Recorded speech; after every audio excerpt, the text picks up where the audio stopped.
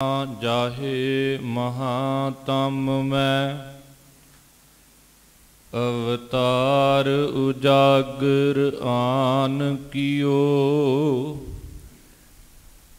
तिनके दुख कोटक दूर गए, मथुरा जिन अमृत नाम पियो। एह पद्धत ते मत चूकै रे मन, भेद बभेद न जान बियो। परतश हृदय गुर अर्जुन कै, हर पूरन ब्रह्म निवास लियो। कबीर काम परे हर सिमरियै, ऐसा सिमरो नित। अमरापुर बासा करो, हर गया बहोरै बित। सूरा सो पहचानिया, जो लरै दीन के हेत। पुरजा कट मरै, कबहू ना छाड़ै खेत। पीर पैकामर सालक साधक, शोहदे अर शहीद। शेख मुसायक काजी मुल्ला, दर दरवेश रसीद। परम सन्मानयोग जुगो जुग अटल, चवर छतर तखत दे मालक। भगत वशल किरपा सिंध, सर्ब सांझी वालता दे मुजस्मे। साहिब सतगुरु श्री गुरु ग्रंथ साहिब पातशाह जी दी पावन हजूरी अंदर सुभाएमान गुरु प्यारी गुरु सवारी साध संगत जियो। गुरु नानक जोत दे पंजवें स्वरूप साहिब सतगुरु श्री गुरु अर्जन देव महाराज जी दी शहीदी अते भगत कबीर साहब जी दे जन्म दिहाड़े नूं समर्पित धन श्री गुरु अर्जन देव महाराज जी दे पावन चरनां नाल निवाजी हुई पवित्र धरती गुरुद्वारा श्री बुरज साहिब विखे जो प्रबंधकां वल्लों गुरमत समागम करवाए जा रहे ने। दास तो पहला गुरु के कीर्तनिया पासों आप जी ने रब्बी बाणी दे रस पिन्ने कीर्तन सरवण कीते हन। ये भी धन गुरु अर्जन देव महाराज जी की बख्शिश है, क्योंकि उस तो पहला केवल रबाबी ही कीर्तन करते सन। उस तो बाद गुरु अर्जन देव महाराज जी ने जिथे आप सरंदे ते गज फेरिया रब्बी बाणी दा कीर्तन कीता अते नाल ही ये भी उपदेश दिता कि अज तो बाद हर गुरसिख जो भी चाहे वो गुरु की बाणी दा कीर्तन कर सकदा है। सो आओ मन बिरतियां नूं करिए एकागर, कुछ समा गुरमत विचारां नाल सारे जुड़न दा यतन करिए। प्यार सहित अदब सहित सारे आखो जी ਵਾਹਿਗੁਰੂ ਜੀ ਕਾ ਖਾਲਸਾ ਵਾਹਿਗੁਰੂ ਜੀ ਕੀ ਫਤਿਹ। ਸ਼ਹੀਦਾਂ ਦੇ ਸਰਤਾਜ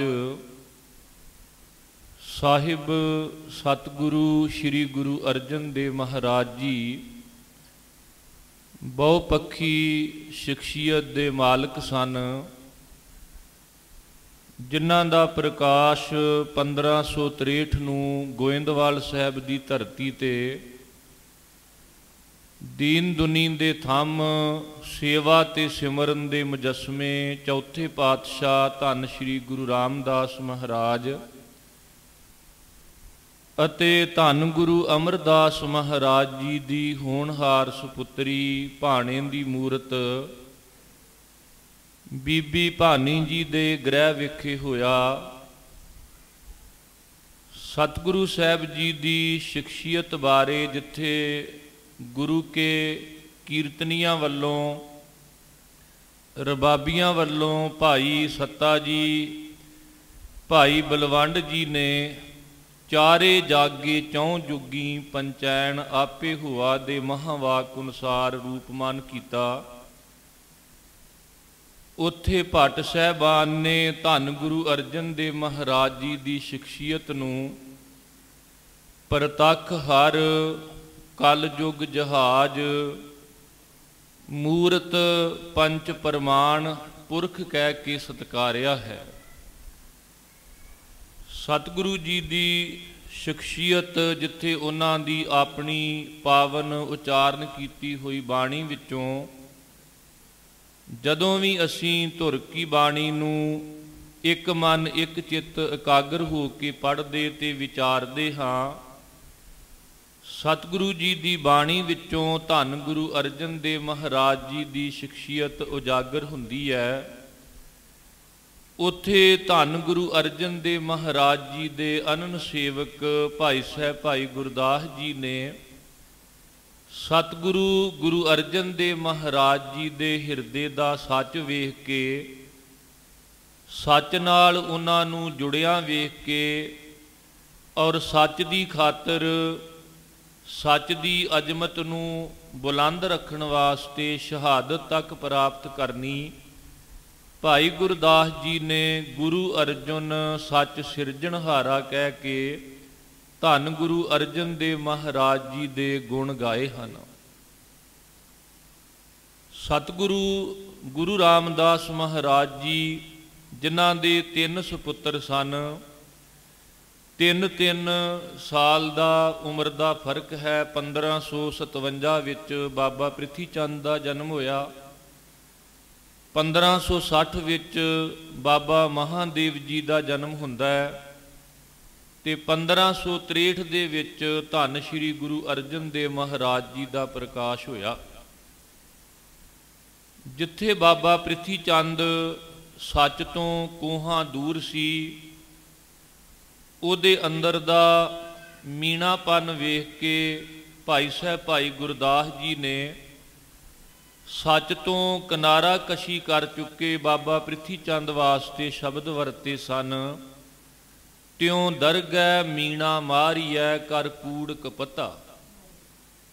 ਪਰ ਸਤਿਗੁਰੂ ਗੁਰੂ ਅਰਜਨ ਦੇਵ ਮਹਾਰਾਜ ਜੀ ਦੇ ਹਿਰਦੇ ਦਾ ਜਦੋਂ ਸੱਚ ਵੇਖਿਆ ਤੇ ਜਿਹੜੀਆਂ ਅਸੀਸਾਂ ਨਾਨਾ ਗੁਰੂ ਅਮਰਦਾਸ ਮਹਾਰਾਜ ਜੀ ਨੇ ਬਖਸ਼ਿਸ਼ ਕੀਤੀਆਂ ਸਨ, ਭਾਵੇਂ ਉਹ ਬੀਜ ਮਾਤਰ ਸਨ, ਪਰ ਧੰਨ ਗੁਰੂ ਅਰਜਨ ਦੇਵ ਮਹਾਰਾਜ ਜੀ ਨੇ ਉਹਨਾਂ ਅਸੀਸਾਂ ਨੂੰ, ਉਹਨਾਂ ਬਖਸ਼ਿਸ਼ਾਂ ਨੂੰ ਸਿਖਰ ਤੱਕ, ਬੁਲੰਦੀਆਂ ਤੱਕ ਪਹੁੰਚਾਇਆ, ਜੋ ਸਾਡੇ ਲਈ ਪ੍ਰੇਰਨਾ ਦਾ ਸਰੋਤ ਹੈ ਕਿ ਬੀਜ ਮਾਤਰ ਪਰਮਾਤਮਾ ਹਰ ਇੱਕ ਪ੍ਰਾਣੀ ਦੇ ਅੰਦਰ ਮੌਜੂਦ ਹੈ ਤੇ ਜਦੋਂ ਵੀ ਅਸੀਂ ਸੱਚ ਨਾਲ ਜੁੜਾਂਗੇ, ਮਾਲਕ ਦੀ ਬੰਦਗੀ, ਭਗਤੀ, ਸੇਵਾ, ਸਿਮਰਨ ਤੇ ਬੀਜ ਮਾਤਰ ਪਰਮਾਤਮਾ ਸਾਡੇ ਅੰਦਰ ਦਰਖਤ ਬਣ ਕੇ ਫਲੀ ਫੂਟ ਹੁੰਦਾ ਹੈ।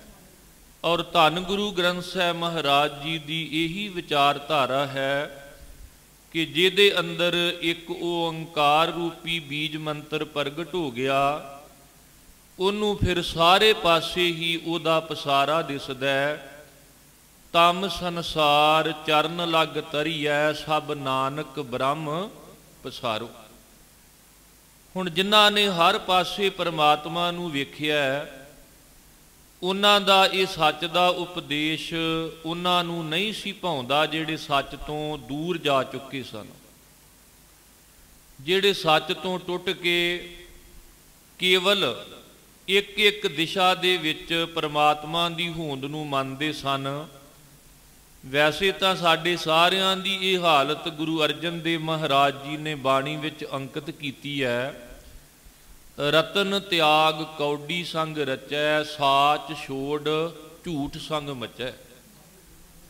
ਜਦੋਂ ਵੀ ਬੰਦਾ ਸੱਚ ਨਾਲੋਂ ਟੁੱਟ ਕੇ ਝੂਠ ਨਾਲ ਜੁੜ ਜਾਂਦਾ ਹੈ, ਜੇ ਕੋਈ ਬੋਲੇ ਸੱਚ ਕੂੜਾ ਜਲ ਜਾਵੇ। ਉਹ ਪ੍ਰਭੂ ਭਗਤ ਜਿਹੜੇ ਸੱਚ ਨਾਲ ਜੁੜੇ ਸਨ, ਉਹਨਾਂ 15 ਭਗਤਾਂ ਦੀ ਬਾਣੀ ਨੂੰ ਹੀ ਗੁਰੂ ਨਾਨਕ ਸਾਹਿਬ ਜੀ ਨੇ ਇਕੱਤਰ ਕੀਤਾ ਸੀ ਅਤੇ ਧੰਨ ਗੁਰੂ ਅਰਜਨ ਦੇਵ ਮਹਾਰਾਜ ਜੀ ਨੇ ਸ਼੍ਰੀ ਰਾਮਸਰ ਸਾਹਿਬ ਦੇ ਸਥਾਨ ਤੇ ਭਾਈ ਗੁਰਦਾਸ ਜੀ ਨੂੰ ਲਿਖਾਰੀ ਲਾ ਕੇ ਪੋਥੀ ਪਰਮੇਸ਼ਰ ਕਾ ਥਾਨ ਦੇ ਰੂਪ ਵਿੱਚ ਜਦੋਂ ਗੁਰੂ ਗ੍ਰੰਥ ਸਾਹਿਬ ਜੀ ਦੀ ਸੰਪਾਦਨਾ ਕਰਵਾਈ ਸੀ, ਤੇ ਉਹਨਾਂ ਭਗਤਾਂ ਦੀ ਬਾਣੀ ਅੰਕਿਤ ਕੀਤੀ ਜਿਨ੍ਹਾਂ ਦੀ ਵਿਚਾਰਧਾਰਾ ਵਿੱਚ ਸੱਚ ਸੀ। ਅੱਜ ਵੀ ਤੁਸੀਂ ਗੁਰੂ ਅਰਜਨ ਦੇਵ ਮਹਾਰਾਜ ਜੀ ਦੇ ਬਚਨ ਪੜ੍ਹੋ, ਸਤਿਗੁਰੂ ਜੀ ਬ੍ਰਹਮ ਗਿਆਨੀ ਕੌਣ ਹੈ? ਤੇ ਧੰਨ ਗੁਰੂ ਅਰਜਨ ਦੇਵ ਮਹਾਰਾਜ ਜੀ ਨਿਰਣਾ ਦੇਣਗੇ, ਮਨ ਸਾਚਾ ਮੁਖ ਸਾਚਾ ਸੋਏ, ਅਵਰ ਨਾ ਪੇਖੈ ਏਕ ਸੁਬਿਨ ਕੋਏ, ਨਾਨਕ ਇਹ ਲੱਛਣ ਬ੍ਰਹਮ ਗਿਆਨੀ ਹੋਏ। ਜੇ ਤੁਸੀਂ ਗੁਰੂ ਅਰਜਨ ਦੇਵ ਮਹਾਰਾਜ ਨੂੰ ਬੇਨਤੀ ਕਰੋਗੇ, ਭਗਤ ਤਾਂ ਬੜੇ ਨੇ, ਪਰ ਕੇਵਲ 15 ਭਗਤਾਂ ਦੀ ਹੀ ਬਾਣੀ ਗੁਰੂ ਗ੍ਰੰਥ ਸਾਹਿਬ ਵਿੱਚ ਕਿਉਂ ਅੰਕਿਤ ਕੀਤੀ? ਅਸਲ ਵਿੱਚ ਭਗਤ ਕੌਣ ਨੇ? ਤੇ ਧੰਨ ਗੁਰੂ ਅਰਜਨ ਦੇਵ ਮਹਾਰਾਜ ਜੀ ਨਿਰਣਾ ਦੇਣਗੇ, ਭਗਤ ਭਗਤ ਸੁਨੀਐ ਤੇ ਲੋਏ, ਜਾਂਕੈ ਹਿਰਦੈ ਏਕੋ ਹੋਏ, ਸੱਚ ਕਰਨੀ ਸੱਚ ਤਾਂ ਕੀ ਰਹਿਤ, ਸੱਚ ਹਿਰਦੈ ਸਤ ਮੁਖ ਕਹਿਤ। ਹੁਣ ਇਹ ਸੱਚ ਜਿਹੜਾ ਪ੍ਰਭੂ ਭਗਤਾਂ ਨੇ ਕਿਹਾ, ਉਹ ਨਾ ਤਾਂ ਸਮੇਂ ਦੇ ਉਹਨਾਂ ਹਾਕਮਾਂ ਨੂੰ ਜਿਹੜੇ ਸਿਕੰਦਰ ਲੋਧੀ ਵਰਗੇ ਸਨ ਜਾਂ ਮੁਹੰਮਦ ਤੁਗਲਕ ਵਰਗੇ ਸਨ, ਭਗਤ ਨਾਮਦੇਵ ਜੀ ਦਾ ਕਿਹਾ ਹੋਇਆ ਸੱਚ ਉਹਨਾਂ ਨੂੰ ਚੰਗਾ ਨਹੀਂ ਸੀ ਲੱਗਦਾ। ਸੱਚ ਕੀ ਬਾਣੀ ਨਾਨਕ ਆਖੈ, ਸੱਚ ਸੁਣਾਏ ਸੀ ਸੱਚ ਕੀ ਬੇਲਾ। ਇਹ ਸੱਚ ਨਹੀਂ ਚੰਗਾ ਲੱਗਾ ਬਾਬਰਕਿਆਂ ਨੂੰ। ਇਹੀ ਕਾਰਨ ਕਿ ਕਦੇ ਇਸ ਸੱਚ ਨੂੰ ਬਾਬਰ ਨੇ ਹਵਾਲਾਤ ਵਿੱਚ ਕੈਦ ਕੀਤਾ, ਕਦੇ ਜਹਾਂਗੀਰ ਨੇ ਤੱਤੀ ਤਵੀ ਤੇ ਬਿਠਾ ਕੇ ਯਤਨ ਕੀਤਾ ਕਿ ਸ਼ਾਇਦ ਜਿਸ ਸੱਚ ਨੂੰ ਅਸੀਂ ਕੈਦ ਨਹੀਂ ਕਰ ਸਕੇ, ਹੋ ਸਕਦਾ ਕਿ ਅੱਗ ਦਾ ਸੇਕ ਦੇ ਕੇ ਉਸ ਸੱਚ ਨੂੰ ਖਤਮ ਕੀਤਾ ਜਾ ਸਕੇ। ਪਰ ਸਤਿਗੁਰੂ ਗੁਰੂ ਅਰਜਨ ਦੇਵ ਮਹਾਰਾਜ ਜੀ ਨੇ ਤੱਤੀ ਤਵੀ ਤੇ ਬੈਠ ਕੇ ਇਹ ਸਪਸ਼ਟ ਕਰ ਦਿੱਤਾ ਕਿ ਤੁਸੀਂ ਸਚਿਆਰ ਨੂੰ ਮੇਟ ਕੇ ਕਦੇ ਵੀ ਸੱਚ ਨੂੰ ਖਤਮ ਨਹੀਂ ਕਰ ਸਕਦੇ। ਜਿਸ ਦੇ ਅੰਦਰ ਸੱਚ ਹੈ ਸੋ ਸੱਚਾ ਨਾਮ ਮੁਖ ਸੱਚ ਅਲਾਏ, ਉਹ ਹਰ ਮਾਰਗ ਆਪ ਚੱਲਦਾ, ਹੋਰਨਾਂ ਨੂੰ ਹਰ ਮਾਰਗ ਪਾਏ। ਫਿਰ ਔਰੰਗਜ਼ੇਬ ਨੇ ਯਤਨ ਕੀਤਾ ਕਿ ਜੇ ਸ਼ਾਹਜਹਾਨ ਦੇ ਸਮੇਂ ਸੱਚ ਨੂੰ ਗਵਾਲੀਅਰ ਦੇ ਕਿਲੇ ਵਿੱਚ ਵੀ ਆਪਾਂ ਕੈਦ ਕਰਕੇ ਨਹੀਂ ਰੱਖ ਸਕੇ, ਤੇ ਹੁਣ ਚਾਂਦਨੀ ਚੌਂਕ ਵਿਖੇ ਸੱਚ ਨੂੰ 2 ਟੁਕੜੇ ਕੀਤਾ ਜਾਵੇਗਾ। ਸਚਿਆਰਾਂ ਤੇ ਆਰੇ ਚੱਲਣਗੇ, ਰੂਹ ਵਿੱਚ ਲਪੇਟ ਕੇ ਅੱਗ ਲਾ ਕੇ ਸਾੜਨ ਦਾ ਯਤਨ ਕੀਤਾ, ਦੇਗ ਵਿੱਚ ਉਬਾਲਿਆ ਗਿਆ। ਪਰ ਜਦੋਂ ਸਾਰੇ ਹੀਲੇ ਨਿਫਲ ਚਲੇ ਗਏ, ਸੱਚ ਨਾ ਕੈਦ ਹੋਇਆ, ਨਾ ਸੱਚ ਸੜਿਆ, ਨਾ ਸੱਚ ਟੁਕੜੇ ਹੋਇਆ, ਨਾ ਸੱਚ ਨੂੰ ਉਹ ਆਪਣੀ ਗ੍ਰਿਫਤ ਵਿੱਚ ਰੱਖ ਸਕੇ। ਫਿਰ ਯਤਨ ਕੀਤਾ ਕਿ ਹੁਣ ਸੱਚ ਨੂੰ 2 ਦੀਵਾਰਾਂ ਉਸਾਰ ਕੇ ਇਹਦੇ ਵਿੱਚ ਚਿਣ ਕੇ ਸੱਚ ਨੂੰ ਅਸੀਂ ਦੀਵਾਰਾਂ ਦੇ ਵਿੱਚ ਦਫਨ ਕਰ ਦੇਵਾਂਗੇ। ਪਰ ਗੁਰੂ ਕੇ ਲਾਲਾ ਨੇ ਸਰਹੰਦ ਦੀ ਦੀਵਾਰ ਵਿੱਚ ਖੜੋ ਕੇ ਵੀ ਆਖਿਆ ਸੀ, ਸੱਚ ਕੋ ਮਿਟਾਓਗੇ तो मिटोगे जहान से। डरता नहीं अकाल शहनशाह की शान से, कह रहे हैं हम तुझको खुदा की जुबान से। यही कारण कि अज तक जिन्नियां भी शहादतां होईयां ने, गुरु जोत दा जदों इतिहास पढ़ोगे, ये बटाले दी कंध तो लैके सरहंद दी कंध तक दा इतिहास है। क्योंकि जिन्हां लोकां नूं नहीं सी ये सच भाउंदा, जो तो ब्राह्मण ब्राह्मणी जाया तो आन बाट काही नहीं आया। जिन्हां नूं ये नहीं सी भाउंदा कि भावें कांशी विच प्राण त्यागो ते भावें मगहर विच जिहड़ा रब नाल जुड़िया वो दोवां थावां ते मुकत है। हर का संत मरै हड़ंबै, सगली सैन तराई, मनो कठोर मरै बनारस, नरक न बांचिया जाई। भी जिहड़ा रब तो टुटा होया मन दा कठोर है, साकत है, वो कवे भी मैं कांशी विच प्राण त्याग दवां, ते भगत कबीर साहब ने सच किया सी वो मुक्त नहीं हो सकता। ते जिहड़ा रब नाल जुड़ गया वो अगर मगहर दी कलराठी सराफी धरती ते भी प्राण त्याग दवे, वो आप भी तरदा है ते उन्हां दी सिक्ख्या ते चल के उन्हां दियां कुलां उन्हां दे नाल अनेकां जीवां दा जिहड़ा वो पार उतारा हो जांदा है। इसे करके रब्बी बाणी दा ये सिद्धांत है, कल युग जहाज अर्जन गुरु, सगल सृष्ट लगबे तरु। दुनिया दे जहाज जिन्हां दी एक लिमिट है कि इन्ने यात्रु बैठ सकते ने, इन्ने यात्रु पार हो सकते ने। पर भट्ट साहबान दा अकीदा है कि गुरु अर्जन देव महाराज जी ऐसे जहाज ने कि अगर सारी सृष्टि भी गुरु अर्जन देव महाराज रूपी जहाज नाल जुड़ जे ते गुरु अर्जन देव जी समुची मानवता नूं पार करन दी समर्था रखते। ते जिहड़े सतगुरु जी दे नाल जुड़े सन, मंझ प्यारा गुरु को गुरु मंझ प्यारा, मंझ गुरु का बोहिता जग लंघन हारा। ते भाई गुरदास जी ने भी बचन कहे, बलहारी तिना गुर सिखां, आप तरन तारेन सरिठा। उन्हां तो बलहार जाइए जिहड़े आप भी तरे ते सृष्टि नूं भी तारन जोगे हो गए। गुरसिख मिलिया पाप पनिठा, ऐसे गुरसिखां नूं मिल लईए, उन्हां दे संगत विच बैठ जाइए ते बड़े बड़े वड्डे पाप जिहड़े ने वो दगध हो जांदे ने। समझ आ जांदी है गुर के चरण जी का निस्तारा, समुंद सागर जिन खिन मैं तारा। एक खिन दे विच जिन्ना समा आपां अख झमकण नूं लाउने आ, इन्ने समय दे विच सतगुरु जी पार उतारा कर दिंदे ने। हुण ये जिहड़ी विचारधारा सी उन्हां लोकां नूं नहीं सी भाउंदी, जिहड़े कहिंदे सन वैतरनी नदी गऊ दी पूछ फड़ के पार होवेगी, 365 दिन लगणगे, तुसीं इन्ने दीवे बालोगे, फिर मात लोक तो प्रभु लोक तक जावोगे। पर जदों रब्बी बाणी दा ये सच कि एक खिन दे विच ही पार उतारा हो जांदा है। सागर तरिया बाशर खोज, वड्डे तो वड्डा जिहड़ा डराउणा सागर जिन्नूं वैतरनी नदी जां पुरसलात का पंथ दुहेला किया गया, गुरु की बाणी दा ये सच है कि वो वड्डे तो वड्डा सागर इवें तरिया जा सकदा है जिवें बाशर खोज। जिवें एक वछे दा पैर लगा होवे ते उत्थे डूंग जिहा पै जांदा है, ते वो जदों पानी नाल भर जावे ते आपां तुरे जांदे लंघ जाने ना। पानी नाल भरिया होवे, वछे दा पैर जिथे वछे दा खोज लगा होवे, वो पानी नाल भरिया होवे ते आपां तुर के लंघ जाने।